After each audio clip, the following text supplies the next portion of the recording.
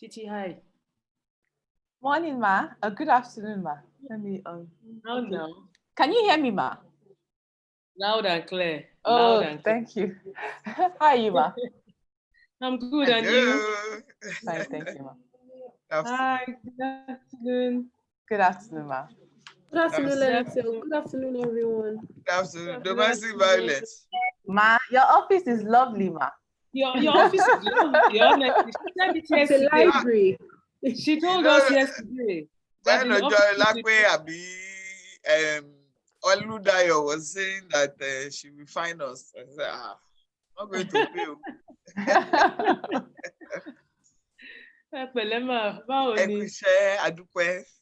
She has the family.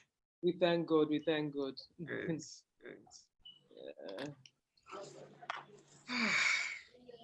TTI is my baby. It's fine, thank you, ma. Go to the big boy. Bye. Then you.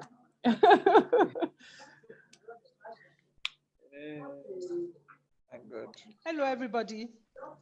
Hello. This is Oludayo. Okay. Don't shade there, you need move back. Oh no, glasses they wapa. In fact. Thank you, ma. 100%. Yes, ma. 100% for your background. What did I tell you? Beautiful. Beautiful background. You know, I told you. Yes. Miss Bible, I'm not going to comment on your background. Is it that bad? It's not. It's not. It's At least okay. we can see your face. Yes, we can. Oh. I just call. I'm sure the Benny, o fẹ́ sùn ìjọba. Kí ló jẹ́ yó?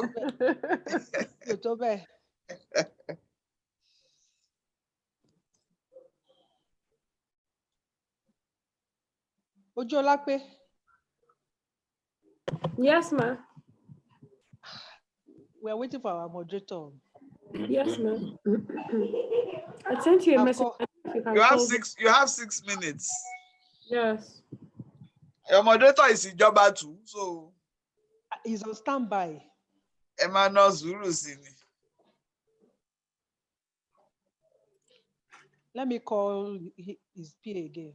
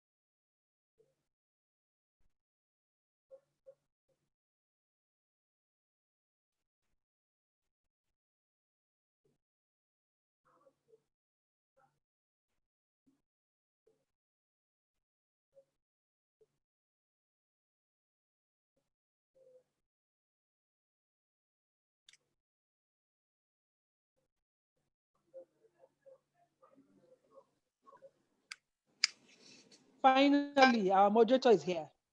Good to see you, Oga. Yes, good to see you too. You are giving me a heart attack. What you need to? Sorry, I'm all over the place.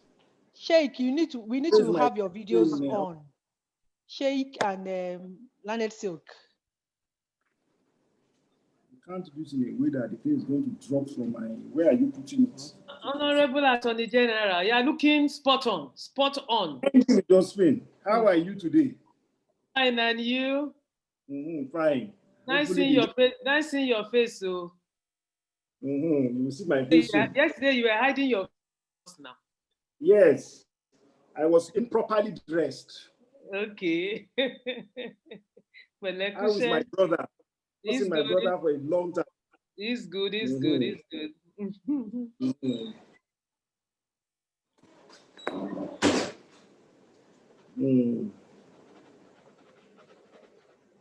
We need the videos on for all the panelists, please.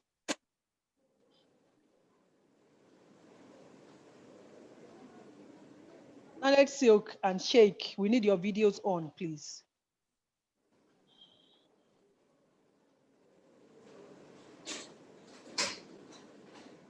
Sorry, oh. Thank you, ma. Salam alaikum, Sheikh. On your mic, sir. Hello. Who are losing? Akewono. Yebo. Ṣeun. Ẹ káàbọ̀. Báwo ni? Leonard Eji, sir. Yes, Dúpẹ́ o. Ye okun o. Abi, how do we greet in Ekiti? You are correct, Leonard Silk. Ekiti rere. Is Oludayo from Ekiti? Yes, ma'am. Abájọ. Abájọ Azikiwe, Badiwe, Bodiwe, Ekiti o ka. Ojolapetu is from Ekiti. So this is a mafia here, serious one. Madam, we better go away. People. I'm afraid, actually. Titi, are you from Ekiti? So we know what we are doing. I'm not from Ekiti, ma.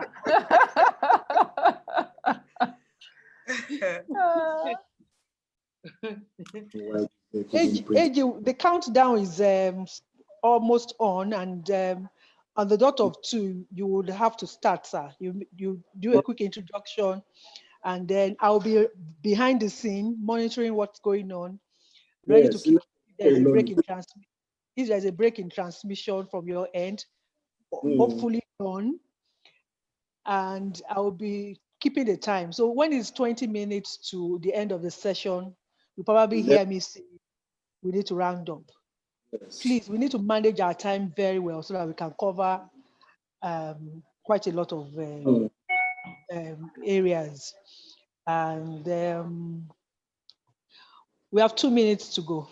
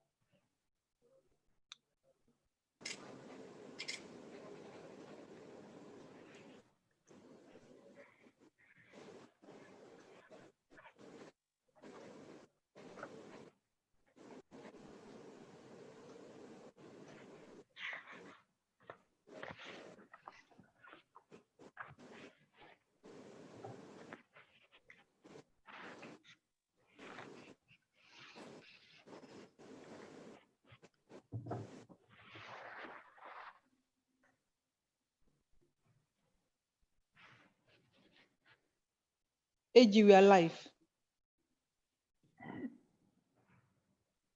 On behalf of the Technical Conference Planning Committee, I want to thank all participants for joining this session.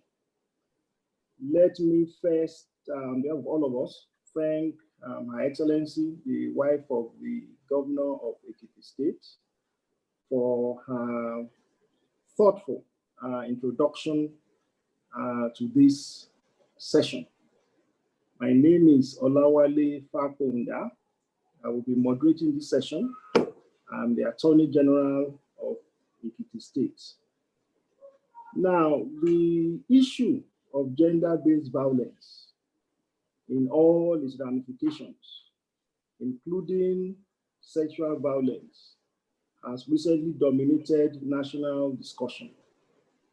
Across the 36 states of the Federation and the FCT, government institutions and non-government organizations have been very vocal in raising concerns about the increasing incidents of sexual violence. Recently, the Nigerian Governors Forum declared a state of emergency on gender-based violence. This is in addition to the various legal, policy, and national reforms being embarked upon by the federal government and the state governments. The Nigerian Bar Association has now prioritized the issue of sexual violence, specifically identifying sexual harassment in law firms as a key intervention area. Yet, with all these interventions, it will appear that our communities across the country are still struggling to reverse this scourge. Daily reports of sexual violence still dominate our airspace. Now, how bad is the situation? And as a country, do we have a common understanding of the meaning of sexual violence, including rape? Are our justice institutions properly enabled to deal with gender-based violence? Are they part of the solution or an important part of the problem? Now, looking forward, what more do we need to do as a government or civil society, and specifically as the Nigerian Bar Association, to reverse this situation? To discuss these issues, I am pleased to introduce our three distinguished panelists. Mrs. Abimbola Akeredolu, Senior Advocate of Nigeria, former Attorney General of Ogun State, and now partner in the law firm of Banwo and Ighodalo, one of Nigeria's leading law firms. Josephine Efa Chukwuma, easily one of Nigeria's leading experts on gender-based violence. She has a long history on human rights advocacy with focus on the rights of women.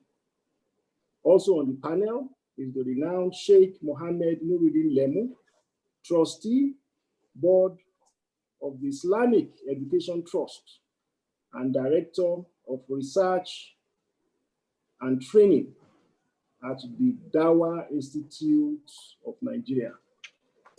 Now, this session has generated a lot of interest, understandably among participants. It is our desire to make it as interactive as possible. So within the 1 hour, 30 minutes time duration that we have, we will try to accommodate as much participants, as much interventions from participants as the time will allow us. Now, let us start from the beginning by clarifying the meaning of rape. The rape of a 2-month-old baby or an 8-year-old girl or a boy will evoke revulsion, certainly among our people. So will that of an 80-year-old woman, at least among right-thinking persons. But it will appear that when we talk about teenage girls, 13, 14, 15, the conversation gets blurred. specifically as it relates to the eligibility for marriage. Then we have issues of religion and culture creeping in. Also, on the issue of marriage, the debate is the debate on marital rape, whether a married man can rape his wife. Again, religion, culture plays a role. So my first question is to Sheikh Lemo. With all these interplays of culture, religion, tradition, can we really say there is a national consensus on the meaning of rape? Sheikh Lemo. Thank you very much, and good afternoon, everyone, and thank you for this opportunity.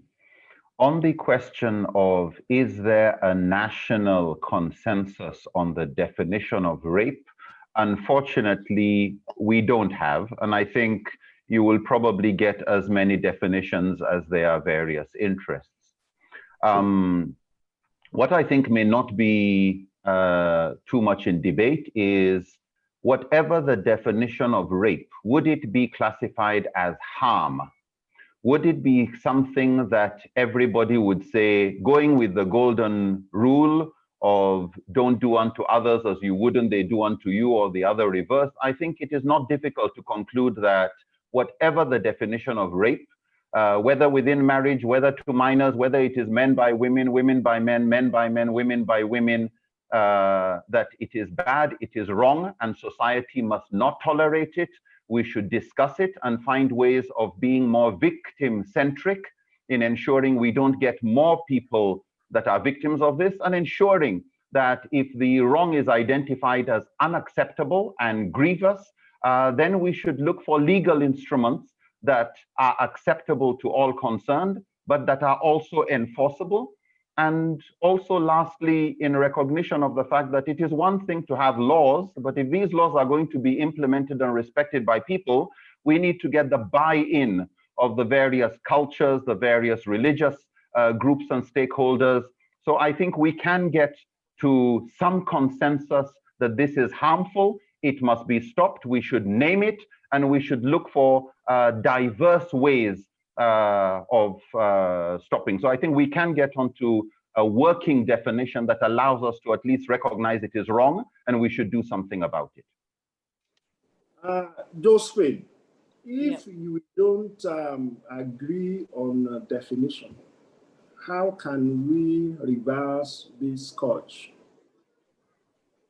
Thank you very much, Wale. Thank you very much for that.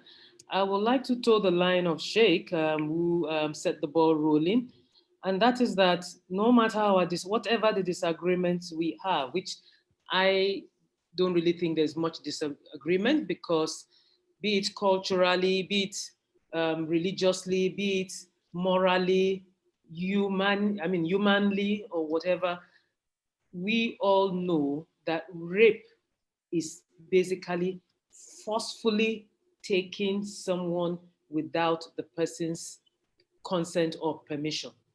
It's just like stealing. It's stealing. You come to me, and without my permission, you come and carry my car. You forcefully take my car. You forcefully take my money. You forcefully take my computer. You've stolen from me. So it is something that we should not even, it's not something that should be debated. It's something we are all agreed upon, be it's happening, be it to an older person, a younger person, and if we all even recognize that in Nigeria today, 77% of victims of sexual violence are even children, it's not even a debate about, okay, it is rape when it is a woman like me who dresses indecently, or it is a young girl of 24 who dresses indecently, because we are talking of children and babies here. So the foundation, the starting point is, it's a crime, it is wrong, it is stealing what is not yours. Thank you. Leonard Silk. Leonard Silk. Yes. Our legal system, there's a lot that has been said about the nature of our legal system, access to justice for victims of rape. Is our justice system adequately enabled to support victims of rape? Thank you very much, Honorable AG.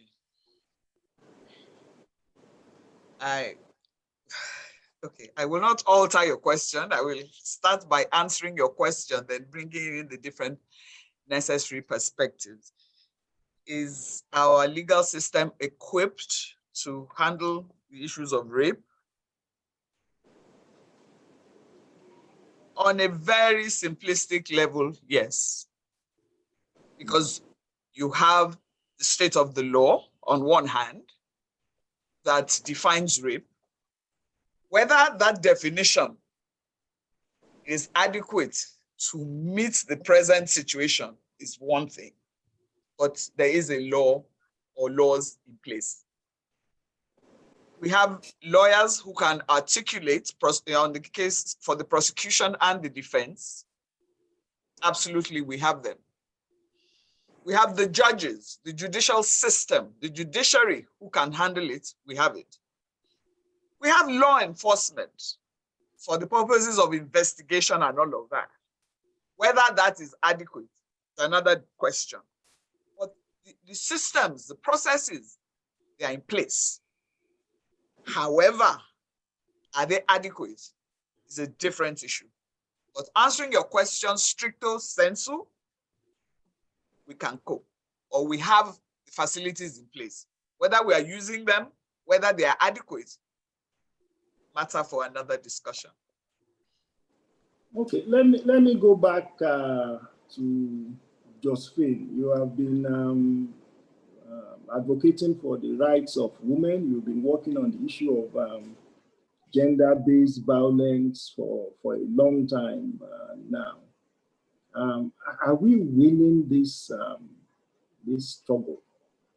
If you listen to radio, watch TV on a daily basis, it will seem as if every day there is at least multiple reports of sexual violence across Nigeria. What is it about no meaning no that it will appear as if it is not understood? Are we winning this? Are we winning this struggle? Josephine? We are winning. Honestly, we are. It seems slow. It seems as if it's dragging, but we are winning. When we go, I mean, the topic of this session is actually very interesting. No means no, because oftentimes when you talk to young people, when we go to schools to sensitize them on this issue, this whole thing about when a girl says no, she actually means yes, and we tell them, if you are an English graduate, or if you learned English or studied English in secondary school, number one, yes and no, they don't rhyme. It's not there and there that you think, okay, maybe they sound alike. One is a 3-letter word, one is a 2-letter word. They don't even have any correlation. So no means no. What we are seeing now, when people say that there seems to be an increase, some of us who have been advocates for so long say it's more of information. The knowledge is out there, because in a country like Nigeria, where statistics is a big issue, before you say something has increased, there must have been, you'd have done like a kind of baseline survey or something. Or if we have a system whereby every year or every 2 years, we are documenting this, there's a kind of crime victimization survey nationally, not the one Project Alert brings, not the one DSVRT brings, not the one Mirabel Center, a national crime victimization study that shows that, okay, nationally, and then across the 6 geopolitical zones or the states, this is the figure coming out.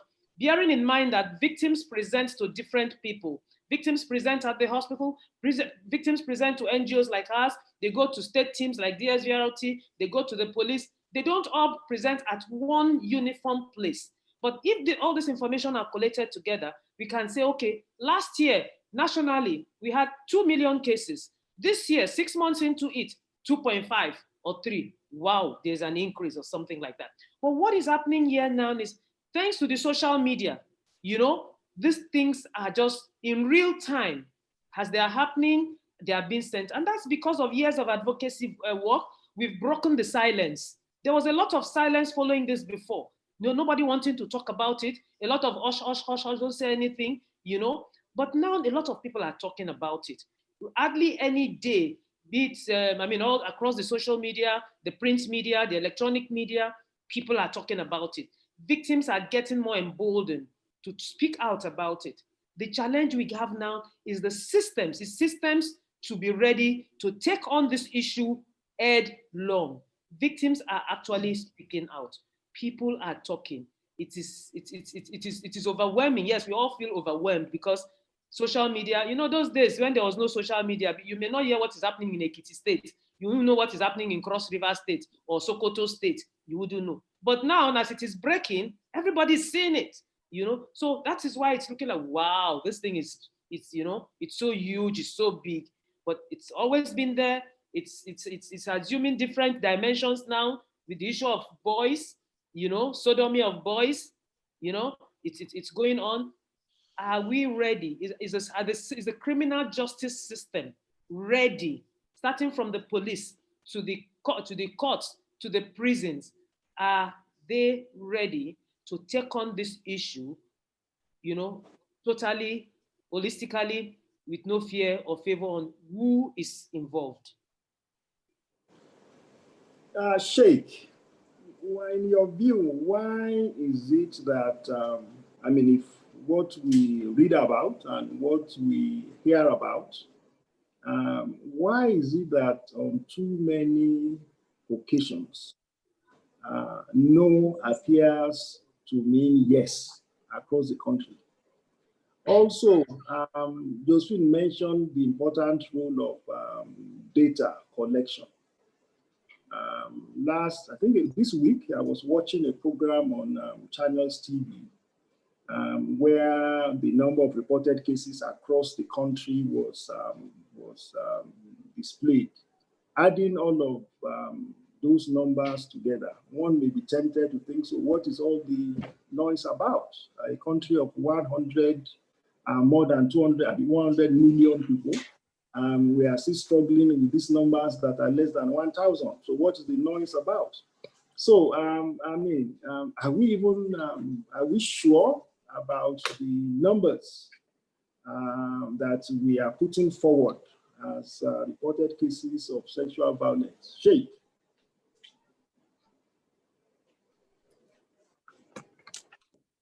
Is the Sheikh still? Thank you very much. Yes, I was just muted, unfortunately. Firstly, for those who seem to interpret no to mean yes, I think it's similar to people who, even though you say no corruption, it doesn't really mean no corruption. It just means a little bit of corruption. They have a proverb or saying in Hausa that if people dislike you, you can fall in water and they will still blame you for raising dust. When somebody wants to abuse power and rape a person, they will come up with any excuse to interpret no to mean yes, to mean go ahead. They will interpret your dressing to mean you are provoking me, not you are trying to look fine in your own way. They will interpret anything and blame anything other than themselves for the choice to abuse somebody else's rights. So I think when it comes to why would people interpret that, I think that is one problem. Another problem is the culture that makes people feel that way is not too much of a problem. And I think here we need to look at the desensitization of people by movies, by music. And where music will promote immorality, rape, various forms of sexual harassment. And people start to feel it's okay to speak that way. And this is not just unique to Nigeria. What we are finding is in those countries that have studied sexual harassment, what used to be considered sexual harassment 10 years ago is not really a major issue now. In other words, this is a global phenomena we are realizing.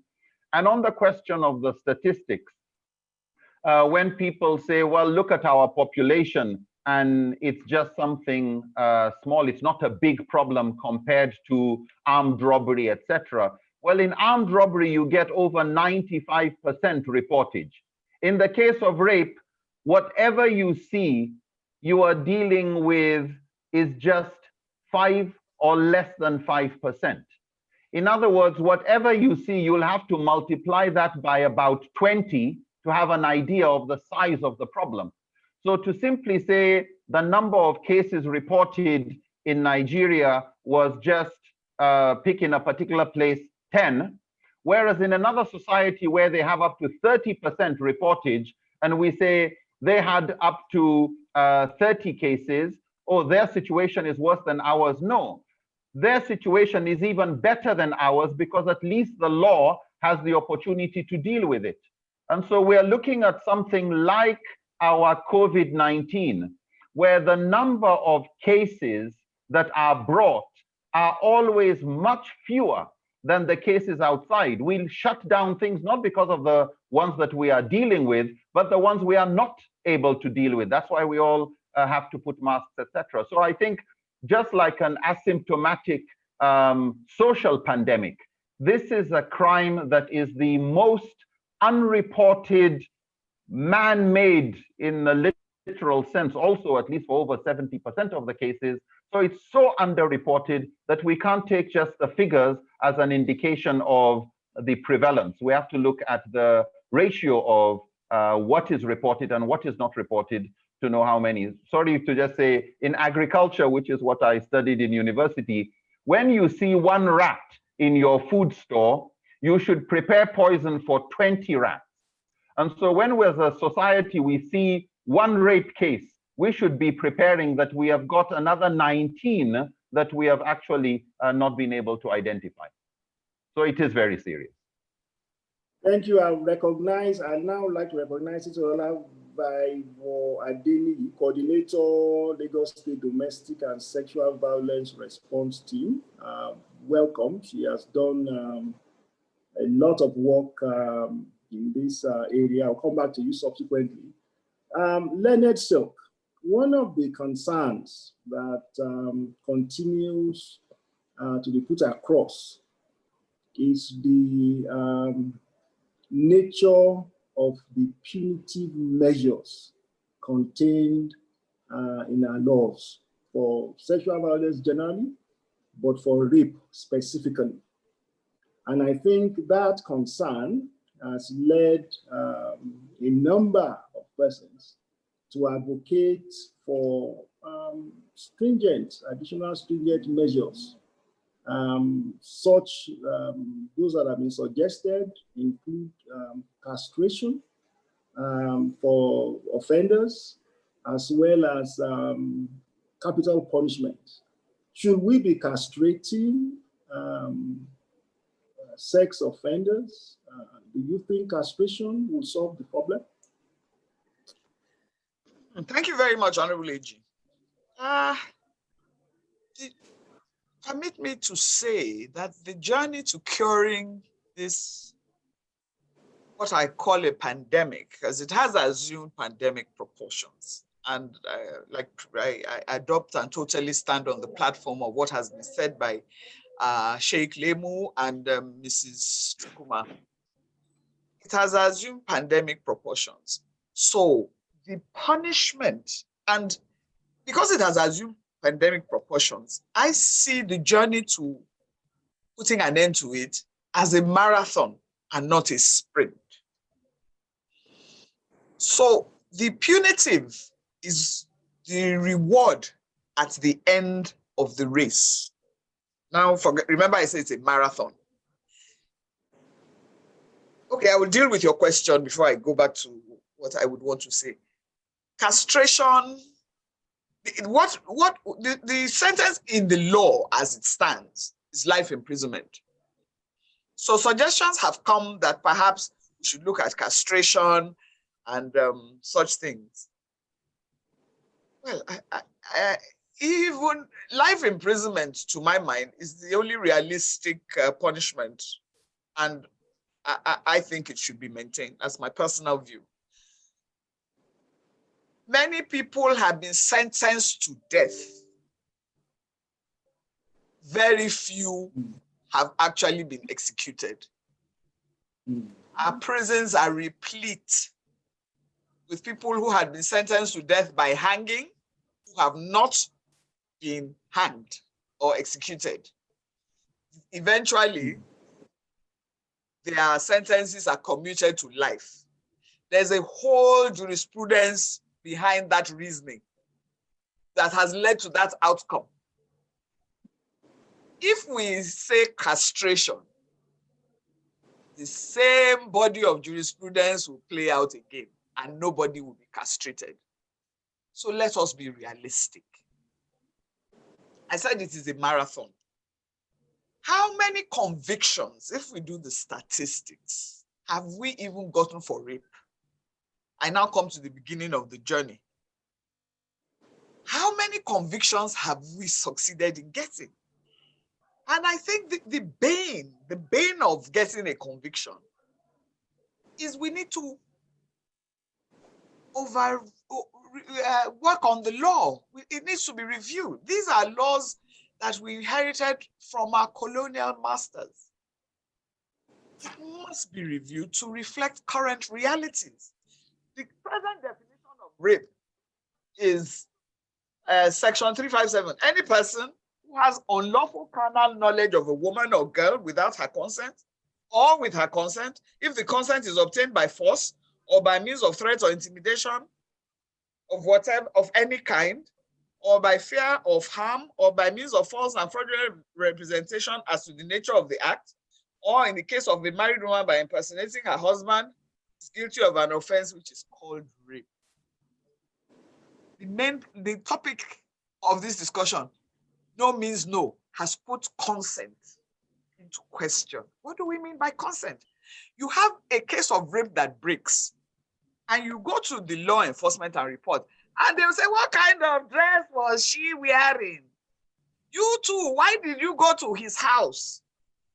All of us are guilty of this very pedestrian type of thinking. The fact that she was wearing a short dress and went along to this guy's house to hang out, does that amount to consent? We seem not to understand the meaning of consent, which is at the root of this problem. I saw somebody on our chat now say, no means no, but no, Joe, means yes. Excuse me. No, Joe.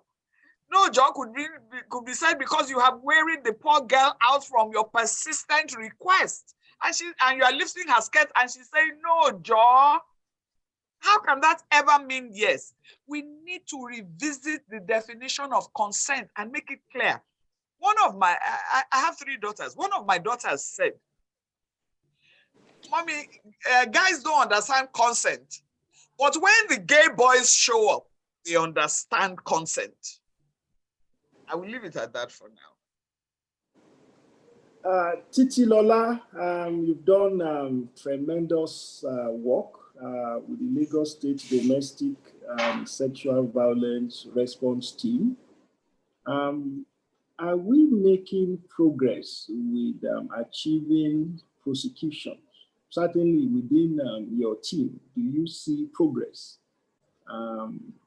in prosecuting and achieving and sustaining prosecutions of sex offenders? And in your view, particularly, I think what draws people's eyes that when young minors, 2 months, 3 months, 4 months, are raped. I don't use child defilement because I think that's a funky side of it. It has to be rape is rape. Now, are we making progress with respect to sustaining rape convictions? Also, I mean, do you think the punishment is adequate? Should we castrate? Good afternoon, Lenin Attorney General. Yeah. And thank you very much for having me here. I think we are making progress, just like Mrs. Efa Chukuma said. We are slowly breaking the silence, breaking the culture of silence. And I think statistics available to us reveals that we are encouraging people to speak up and report. I know that the Directorate of Public Prosecutions in the Ministry of Justice, Lagos State last year is prosecuting over 600 cases of sexual violence. Most of those cases are defilement, as having unlawful sexual intercourse with a child. And between last year and March this year, we've also been able to secure over 120 convictions, varying from life imprisonment to 60 years, 25 years, and the rest. But when we look at the number of cases that are being reported, obviously there is a disparity. And I think we should not lose hope, because as far as people know that they can report, they can call a number, they can send a message via social media, they can go to an office, it means that people are a bit more encouraged in the system. As regards castration, death penalty, I think we can't afford to take decisions based on sentiment. We need to try and understand why we're having issues in increasing reporting. We need to understand why cases are taking so long. We know that on average, it takes between 2 to 5 years to secure a conviction in the High Court. Why is this happening? Why is it that survivors are falling out of the administration of criminal justice process? Initially, they are very excited, they are willing to press charges. But why is it that after a year, 2 years, they come to tell you, oh, I've left it to God, God will forgive, God will heal me, God will forgive, I don't want to be a judge and all of that.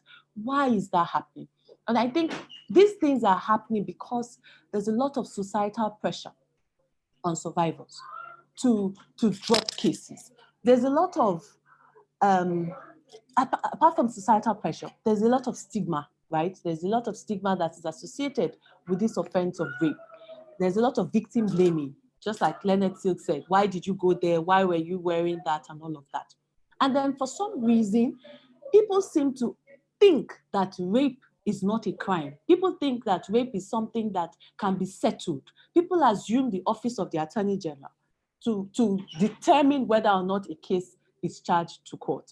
And so I think we need to do a lot of sensitization, awareness about these issues, the repercussions and the consequences of sexual violence. Because when a person is sexually abused or when a child is defiled, I say that it's not just the child that has been defiled, the whole family, because the family goes through the process. The family goes to the police station, they report at the health facility, they go to court. Nobody is immune from this whole process. So everybody is stigmatized, everybody is shamed, everybody is blamed. So we need to create more awareness about the impact, the consequences of sexual violence, and re-emphasize the point that nobody is truly immune from being a victim or a survivor of sexual and gender-based violence. Sexual violence is not a respecter of age, class, creed. It can happen to anybody, right? And so all of us have a role to play in ensuring that we address this menace head on. Thank you. Josephine, there is what our first lady calls rape and beg. And Titilola just mentioned that now. We have the laws in a number of states, including my state, Ekiti State, Lagos State. We have progressive laws. We are putting in place policies, sex offenders register. We do name and shame. We have political will. Again, in this state, led by the governor, supported by the wife of the governor and heads of NDAs. But can we really legislate or put in place any policy that will respond to societal pressure stigma for rape victims. How do we deal with that? It's not, it's a national problem, I think. It's a problem that all the states have to respond to. How, in your view, we have worked on this for a while, do we have best practices in terms of dealing with stigma? Because at the end of the day, it is the fear of stigma that enables a father to go to court and say, look, I'm no longer interested. There's the poverty issue, but there's also the stigma issue. We'll talk about the poverty issue subsequently. But the stigma, how do we respond to this issue of stigma that is a major stumbling block to dealing with the issue of sexual violence? Josephine. Thank you very much, Molly, for that. The issue of stigma is basically, it's all about us, you and I and every single person, the 125 people that I can see on this session. How do we as individuals, charity begins at home. You cannot give what you don't have. And, you know, we often, Nigerians, we are one set of people that when we don't want to accept something, we decide to choose, you know, bury our noses in the ground and pretend like, oh, it is not happening and all of that. If there is anything that is killing victims of crimes, especially sexual violence, the greatest fear of any woman on earth, including me, is rape. The greatest fear of any woman on earth, breathing. The worst crime you fear is rape. You know, you can deal with stealing, you can deal with, but that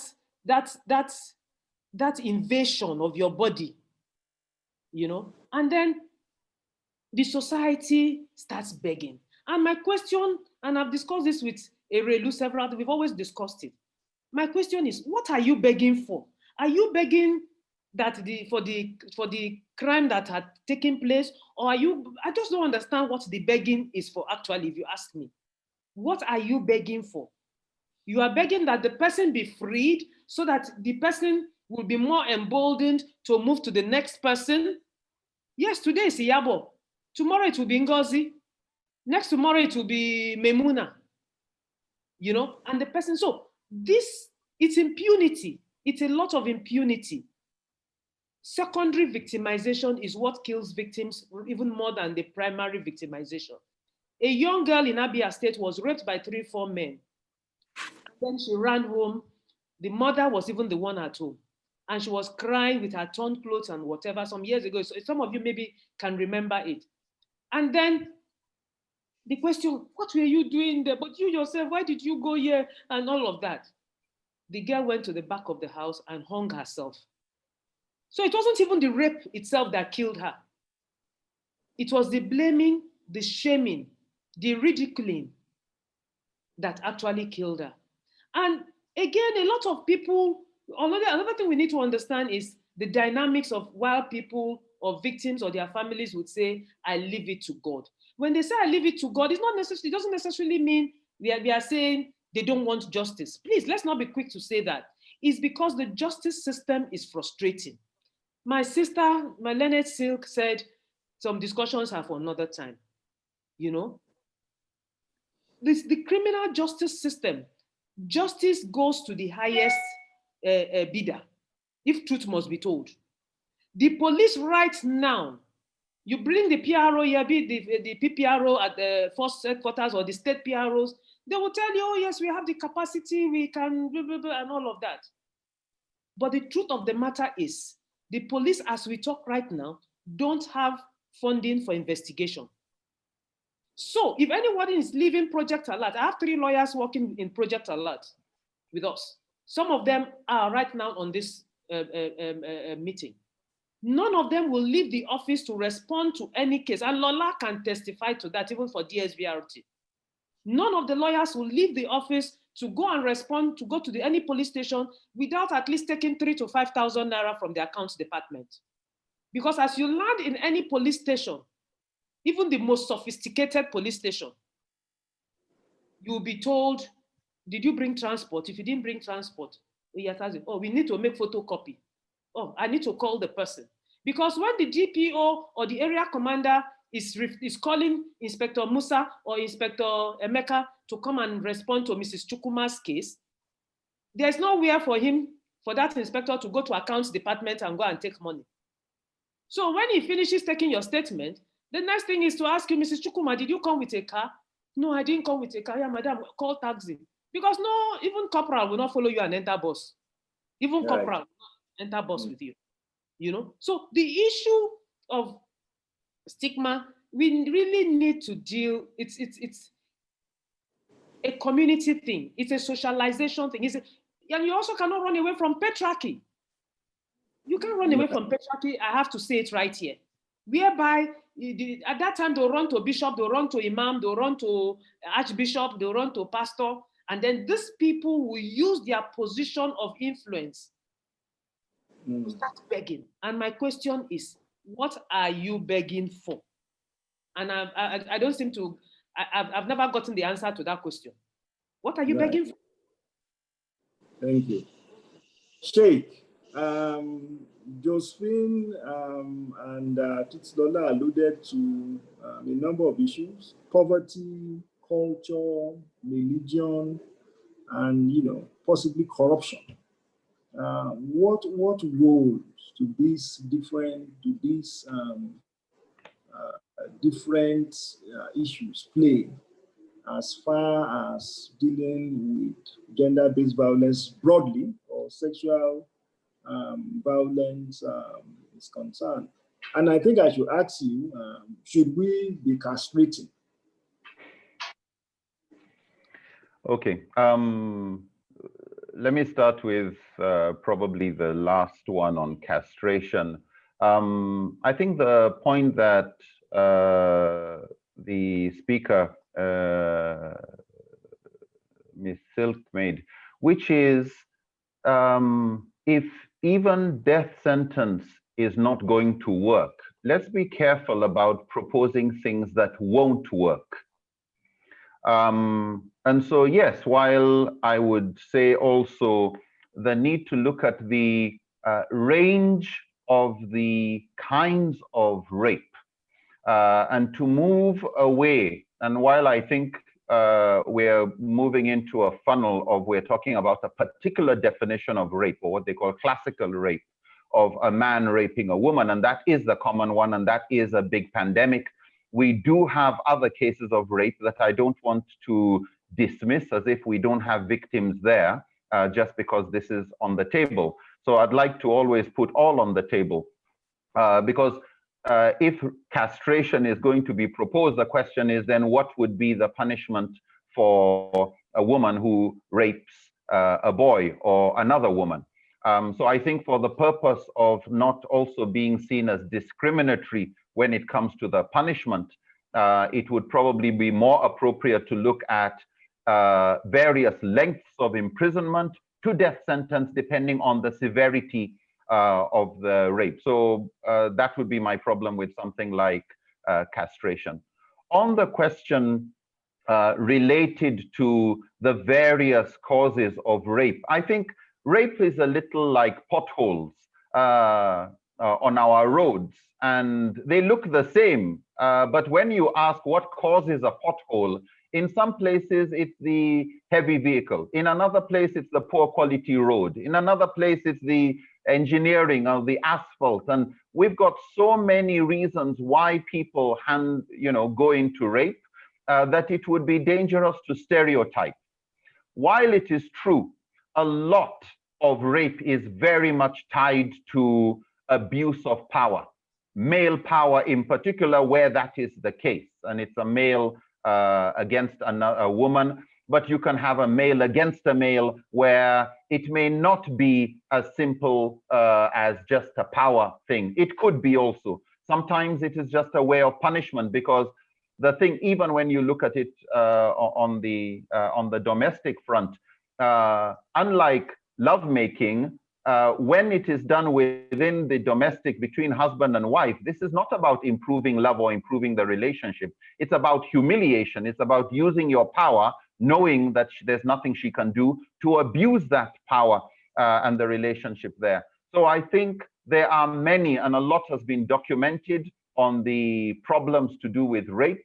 For some, it is serial rapists, and you could attach it to mental problems. Some you would attach it to sadistic attitudes. Others, abuse of positions of power. Others is just lust out of control. Some will say it's a diseased heart who just doesn't respect the full humanity of others. And others, as the last speaker, Ms. Chukwuma, mentioned, is misappropriation and displacement of compassion, a very unholy form of compassion, if I may use that term, where instead of having compassion for the victim and having compassion for the victims we have not yet seen because we haven't delved into this case well enough. In many cases, it is, and we see this in the Me Too movement, that it is when a particular person has been put on the stand that others now come and say, oh yes, this person raped me too, or this person harassed me too.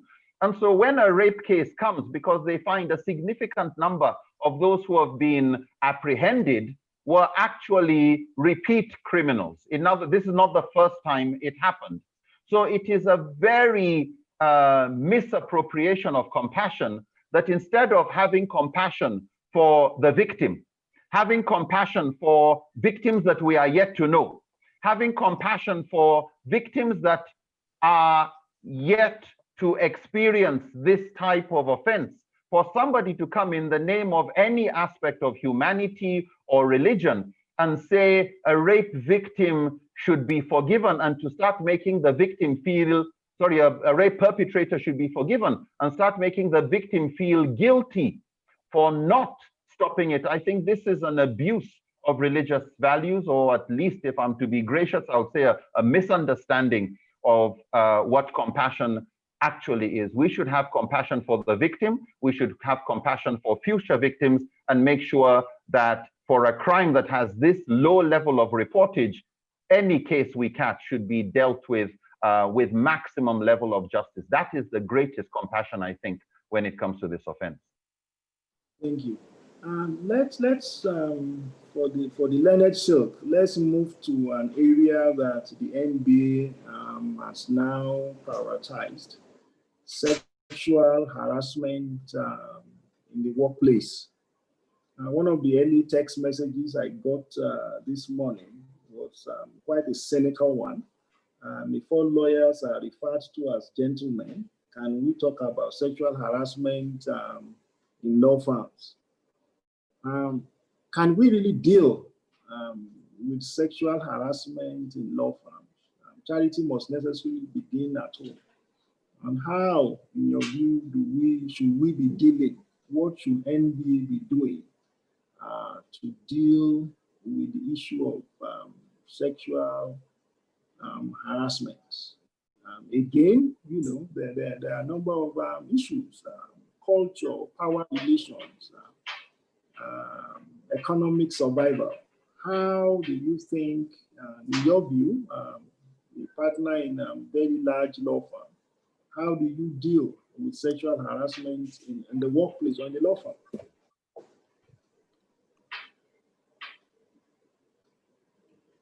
Is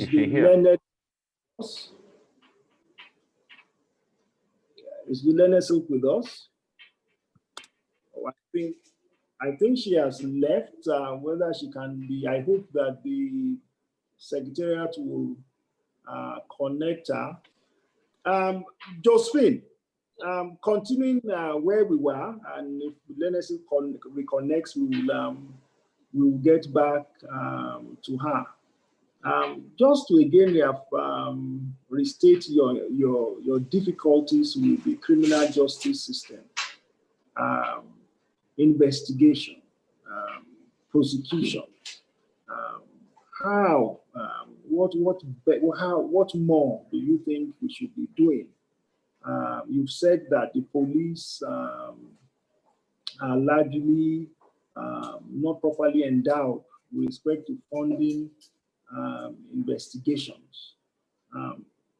What do you think, if you were to recommend now to the Inspector General of Police, who has affirmed his commitment to aggressively dealing with the issue of sexual violence. What should he be doing?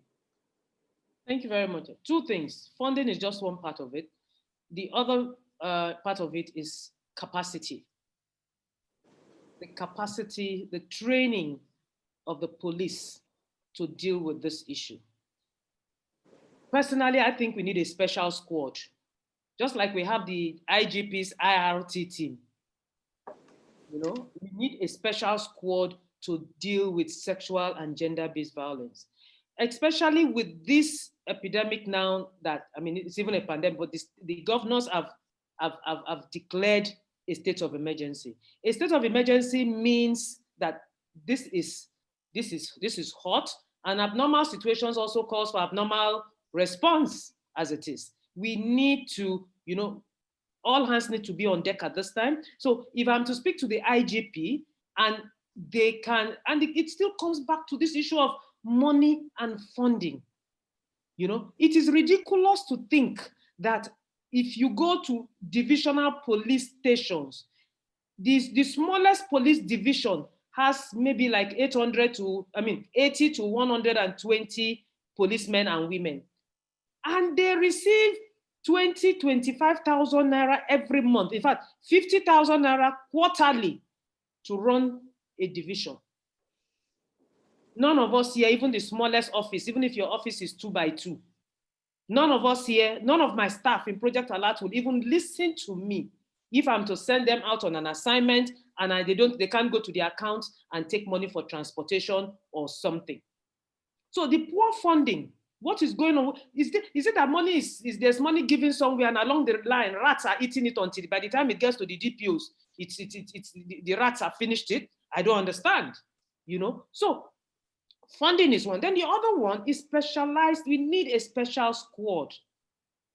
You know, some development partners have tried to do this in Lagos State, you know, and some other states. Like in Lagos now, there are about 100 police divisions, and just about 11 or 12 of them alone have what you call family support units. You know, this was a model started under the J4A project. Good models, a specialized squad. And then we need to extract a commitment from the IGP that if officers are trained to respond to sexual and gender-based violence, please, tomorrow they should not take them to traffic. Take them to Mopol or take them to wherever. The high turnover in the police, the lack of professionalism in the police is a big problem. In the military, in the army or navy, if you are in the infantry corps, you are in the infantry corps throughout. If you are transferred from Lagos to Maiduguri, you are going to infantry corps in Maiduguri. If you are transferred from Maiduguri to Ebonyi State, you are still in the infantry corps. But in the police, you go from human rights desk to traffic, from traffic to which other one again, you know? And as such, it's like jack of all trades, master of none. And that is part of the problem, lack of professionalism, capacity, trained officers to respond, and then matching it up with funding.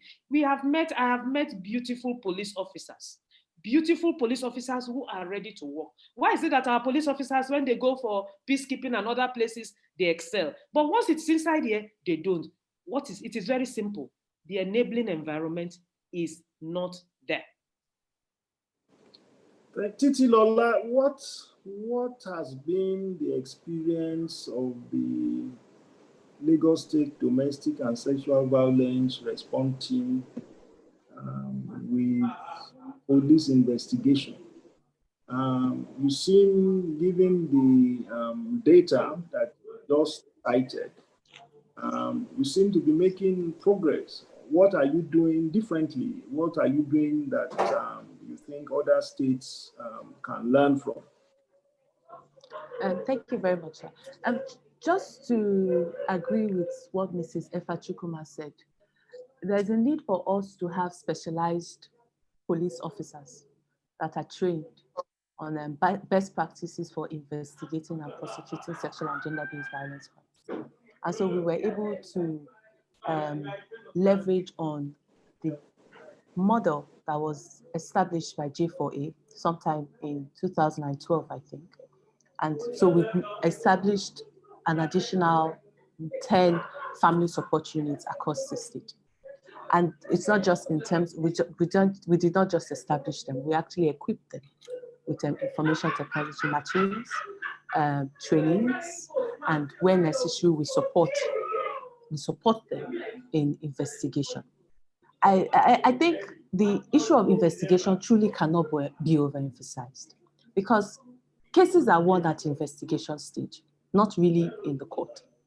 The courts cannot convict based on sentiments. They convict based on the evidence that is in the file. And the same goes to the prosecution. The prosecution cannot perform magic. They rely solely on on the evidence that is prepared or presented to them from the police. At the moment, what we're trying to do in Lagos is to embrace forensic science. We can't really rely on medical reports alone, because medical reports will tell us that penetration has occurred, but it will not tell us who did it. And we actually have a couple of our cases that have been struck out in the court because the judges have said the prosecution has not proven its case beyond all reasonable doubt. The judges want a linkage between the suspect or the defendant to the crime. And so, more than ever, aside from upgrading the primary healthcare centers in Lagos to be able to provide sexual assault management services, so trainings, and also providing them with sexual assault evidence collection kits, also referred to as rape kits. We are also leveraging on the existence of the DNA forensic lab in Lagos State, so that samples are taken, DNA samples are taken from the survivor. And we also have some designated police stations where we've trained police officers now to be able to take buccal oral swabs of suspects. And those swab sticks are packaged and transmitted to the DNA lab so that we can start to solve cases using forensics. I think the time has come where we need to do away with I did it, I did not do it, to what is your semen doing in this person's vagina. I think that would expedite the cases. It would expedite adjudication of cases in court. It would. I anticipate that we may start to have increase in plea bargains, because once you bring that kind of evidence before the defendant, at least there's scientific evidence to show that this person actually did it. I think we may have increase in plea bargains, but definitely it should increase or reduce the number of time it takes to get justice. Just to add to what I think Leonard Atangela, you asked Mrs. Efachukuma a question about what can we do better. I think we need to be more survivor-centered. Everything we do must be survivor-centered, because truly we are here for the survivors. So we need to know, when the survivor went to the police station, did the survivor feel believed? Did the survivor have an opportunity to share his or her story in a private area? Was the survivor made to pay money?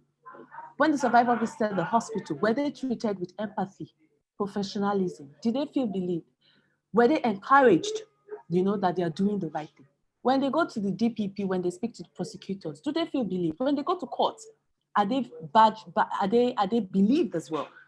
Are they able to express themselves without fear of reprisal? When we have a survivor-centered approach in handling these cases, we're able to see things from the lens of a survivor. And then we can truly address these issues. And then we can say that we're able to provide justice for survivors of sexual and gender violence. Thank you. Sheikh, you raised an issue which has resonated with a large number of some of the participants that have received by text. In all these discussions about gender-based violence, are we not forgetting the boys that are being raped daily, and the men that are also victims of rape? How do we ensure that the concerns of those category of victims are also properly highlighted. Sheikh. Well, I think the new definitions that we find being accepted in various countries, proposed by the Violence Against Person Bill, has broadened or widened this definition. What is important, I think, is for that definition to trickle down so that people at the grassroots recognize that other forms of rape are also named and identified as rape, and that these are offenses that the law will deal with. So I think that greater acknowledgement that it is not just a man raping a woman, but actually any forceful, non-consensual act of putting anything, whether it's an object, whether it's your finger, whether it's a sexual organ, whatever is defined as rape. And so the question of the gender of the victim is secondary here. And I think that is a fairer fairer definition of rape that allows the court to deal with these things without gender bias coming and making it difficult for minority cases of men being raped by men or men or women by women, which is actually quite common. We find in prisons, for example, there's a disproportionately higher level in some countries who have recorded these of women being raped by women than men being raped by men in prisons. And so we find certain particular forms of rape that may be minority cases in some contexts. In prisons where it's all the same gender staying in one place, you've got other forms of rape that are more problematic there. So I think the broader definition to be recognized, and we find this within the religious community, where just as we are looking again at a more encompassing definition of rape, we are seeing the same thing even within the religious circles. I know within Muslim jurists, this broader definition of rape is something that is being taken on board more seriously. But it takes time, unfortunately. It'll take resources to enlighten, to educate. It'll take critical stakeholders to be involved. But it is, as Sister mentioned earlier, you know, it's a marathon.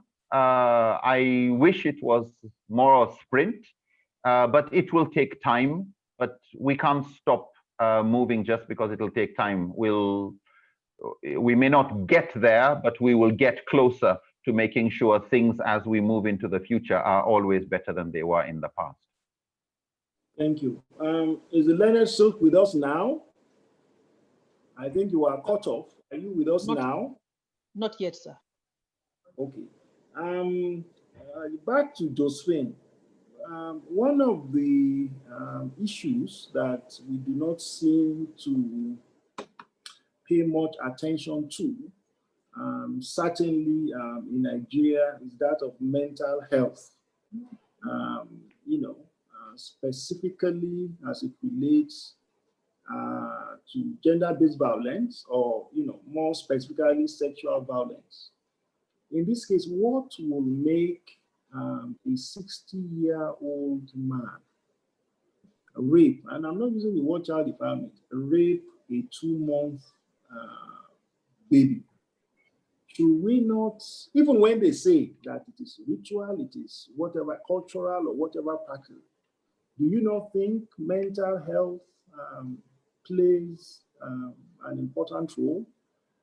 One of the things we are trying to implement in Ekiti State is that such persons, the first intervention, as far as the Ministry of Justice is concerned, with such persons is first to undergo compulsory psychological test.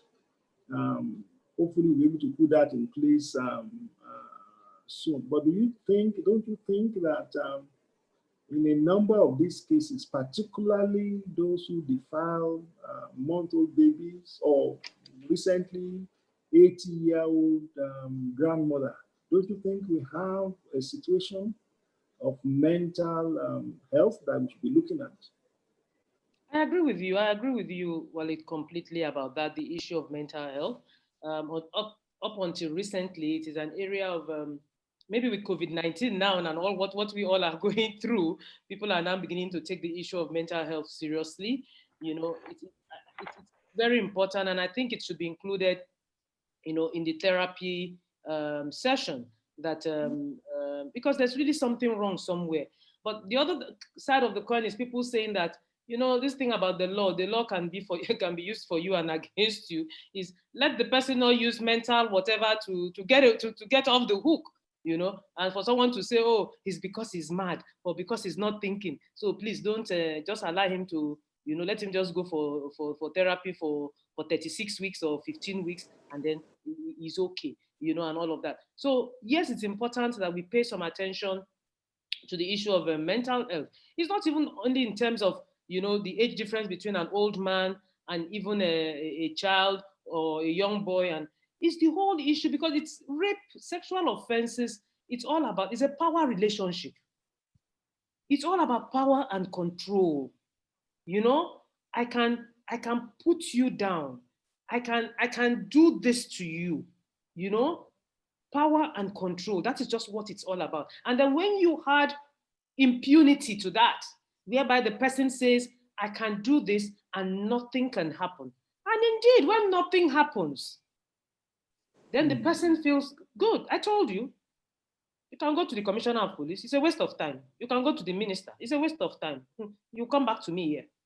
You know. So yes, the issue of mental, it's very important. And I was just answering one of the questions in the Q&A, that yes, we need to pay attention to, you know, psychotherapy, you know, clinical psychologists.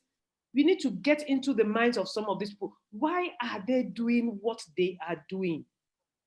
You know, yes, we hear ritual and all of that, but why are they doing this? What is in the body of a 4-year-old? What's in the body of a 7-year-old? Some of us ran around naked till age 10. Nobody touched us. But now you give birth to a child and you just have to, even the ones in hijab are not saved. Even the ones all covered up are not saved. So what are we going to do? What do we do? Is it a crime to be a woman? Is it a crime to be a girl child? You know, what are you? So because I have daughters, so because I have girls, my daughter cannot go and watch a movie. My daughter cannot walk on the streets at 8 o'clock. Why? Why? You know, so yes, the issue of mental therapy, psychotherapy, I think it's something, especially, I mean, not just for the victim, but even for the perpetrators. You know, what's inside their heads? You know? Yeah. I'm told that we've lost the learned Silk, but I hope she continues to try to get on. There are a number of law and law-related questions here. Now, Titilola, let's talk a bit about victims of sexual violence. Our criminal justice, one of the limitations of our criminal justice system is that we focus almost exclusively on the offender. Once arrested, convicted, and convicted, it seems as if that is where the interest of justice stops. Nobody then looks out for what happens to the victim. What is the post-conviction situation of the victim? What are you doing anything in your place to respond to this issue? In Ekiti State, we have drafted a victims charter, which seeks to just give confidence to victims that we are going to hold your hands through the process, possibly beyond. So, what specific interventions are you engaged in to ensure that after the conviction, in those cases where conviction is achieved or not, you continue to look after the victim? Okay, so we place a huge premium on ensuring that survivors of sexual violence are able to receive psychosocial support therapy, because we know that they've gone through a traumatic process and they need to be rehabilitated. So the therapy, either this is offered by the sexual assault referral centers or at the primary healthcare centers or even at DS Reality, because we have clinical psychologists that we work with as well. And then looking at survivors, looking at these issues from a survivor-centered approach. We have certain instances where survivors need to be relocated from the community because of stigma. And so we actually have a domestic and sexual violence trust fund to address that. In cases where they need to be relocated, children need to change schools, perhaps the mother of a child who has been sexually abused by her husband. So in a case of incest, we find out that when we take out the suspect or the father who is alleged to have been perpetrating sexual abuse, in certain instances, that family is financially dependent on this alleged abuser. So this family may need or will need some sort of economic support, and that's where the Survivor Fund comes in. Interestingly, the Honorable Attorney General of Lagos State recently announced that we've proposed a victim assistance and witness protection bill before the House of Assembly.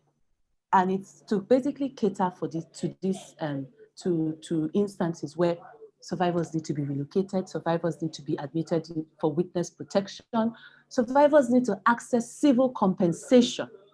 Because we seem to forget that rape is also a civil wrong, it's an assault.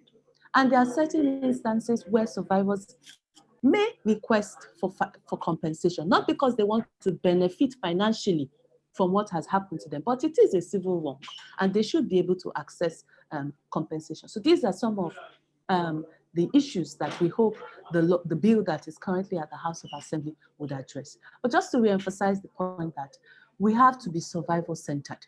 If we want survivors to stay with us through the administration of criminal justice process, we want to encourage them to seek justice, to be determined, to come to court, to give evidence, despite the delays associated with court cases. They need to feel part of the process. They need to be carried along. They need to have information. Information as basic as when is the next adjourned date. Some survivors are so committed, they want to attend court sessions. They need information. Even in cases where the suspect or the defendant has been admitted on bail, they need to know. Imagine if you think that your alleged abuser is in Kirikiri, and then you open your door and you see the alleged abuser. He has made bail or she has made bail. Imagine the shock and the trauma that person may experience. So survivors need to be part of the process.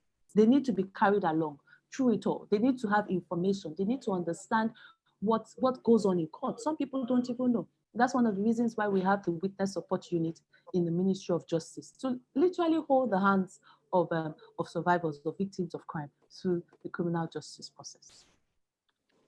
Thank you. I know I said that we are going to take questions, but we are just going through all the questions that have been sent to us by text message or on this Zoom. Hopefully we'll finish that. I see that we just have 15 minutes. Another one is for the Sheikh, and I think we have danced around this a bit now in the course of this conversation. That is the place of religion in dealing with gender-based violence. One of the participants said that an important reason often cited in some parts of Nigeria for the non-enactment of the child rights law states is religion and culture, the same with the Violence Against Persons Act. Now, should religion support gender-based violence? Sheikh? Simple answer, no. Religion should not support, no religion should support any form of gender-based violence. And I think the challenge is where, as a society, we have not invested adequately in the education of our religious scholars. We accept that they are very influential for political purposes, but we realize they are very critical also for legal change and legislative purposes. And if we do not groom the kind of leaders we want, we end up with whatever we have. And this is one of the problems, that the politicians either do not know how to engage the scholars, they don't know which scholars to engage, and who are the most influential, who are easy to convince, who are waiting for government assistance to actually get the buy-in of others. So I think part of the challenge is, firstly, the approach we take. What's our entry point into that group of societal gatekeepers? So when it comes to other other regions of the world, we find these are not issues. They've already made their legislations. Muslim scholars, Christian scholars, Jewish scholars have already gone ahead with this. Some Muslim scholars actually in traditional Islamic jurisprudence, for example, the case of rape, where a woman is raped, is not just a case where the perpetrator is punished, but the perpetrator is also given a fine in the form of some restorative justice, that it's not just send the perpetrator to prison, but he should be fined, and the woman gets a heavy, he should be fined heavily. And I think this is something that would be a form of progress, even in our modern cases of rape, that it's not just life in prison for the person. That doesn't help her in any way. Of course, there's no compensation, but at least let a fine, let something, however small, come out of it to her benefit. So I think a lot really is just how we approach communities. We sometimes stereotype religious leaders as they are backwards, they won't get it, they are part of the problem. And I think this is part of the problem of our education in a secular society, where because the most extremists are usually the most loudest, they are the ones that are picked up by the media, it's easy to generalize and assume that's how they all are. But if we see that other countries have succeeded in getting their religious scholars to gradually build consensus and give support to the political process and the legislative process, I think ours is just to learn from other states, learn from other societies. But I think there is a method. No religion stays stagnant. Religion throughout, over the last 1,000 or 2,000 years, have continued just like a tree. They may have the same DNA, but they continue to bear new rulings, new positions. As new issues, new contemporary challenges come, religions have always had their jurists who have brought new laws to meet the challenges of the time. So, and I think this is just one where we need to find more effective approaches of getting the religious scholars on board, let them see the impact of the problem, and it should be a straightforward thing once we've got strategy sorted out.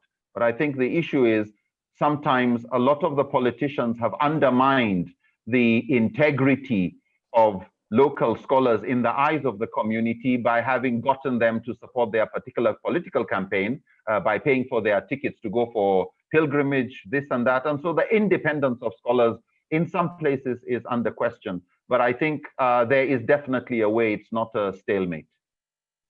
Thank you very much. And I think that is a good note to now have the final thoughts of the four distinguished. I understand that the learned sheikh is still not yet with us. Josephine, your final word in your final sentence in 1 minute. Okay, thank you very much. Well, in 1 minute. What will we be doing? 1 minute.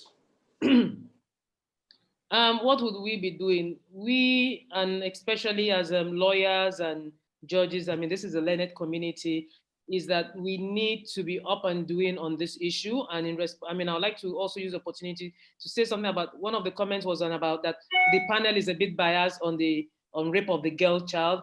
And I'm saying no. If truth be told, between the genders, the female gender, women and girls, are more prone to sexual violence than boys. But that's not to say that we are not recognizing the fact that boys increasingly are becoming victims of sexual abuses. And that's the beauty of the VAP Act. And I'd like to encourage that we all advocate that this act gets passed in our states. Thank you. Thank you. Titilola, you now have 30 seconds. I'm doing this according to age. Thank you, sir. I think just to wrap up, I think we all have a role to play. Government, NGOs, religious institutions cannot do it on their own. We should all see ourselves as mandated reporters. If we see something, we should say something, and we should do something. Thank you. Thank you. The Sheikh, I would end by saying we should never tolerate any form of harm towards anyone, and the fact that we are talking about it is critical. Having said that, to remember the statement by the sociologist Emile Durkheim when he said, "Where mores exist, laws are unnecessary, but where they are absent, laws are unenforceable." So while we handle the legal structures, we must take the rest of society along, as the previous speaker mentioned. Thank you. That is a good note to conclude this session. I'd like to recognize the presence of the president of the Nigerian Bar Association, Paul Usoro, SAN. Thank you for finding time from what must be a hectic day to join us at this session. I'd like to thank all the participants that have taken time to join us. I would like to, as a matter of bias, give a special shout out to all the lawyers in Ekiti State who have found time to join us. So on your behalf, I'd like to thank Abimbola Akeredolu, SAN, for giving us insights. It's a pity that we couldn't reconnect. I'd like to thank Jocelyn Efa Chukuma for her insightful thoughts. And of course, Titilola Vaiva-Adeniyi for her thoughts and the tremendous work they continue to do in the Lagos State domestic and sexual violence response thing. So I thank you all for being part of this. I hope that you will continue to find time to join the other sessions. The conference, the NBA conference, is still ongoing. Do have a good day. And on this note, we'll sign out. Have a good day. Thank you very much, sir. Thank you very much, everyone. Thank you, everyone. Thank you. Thank you.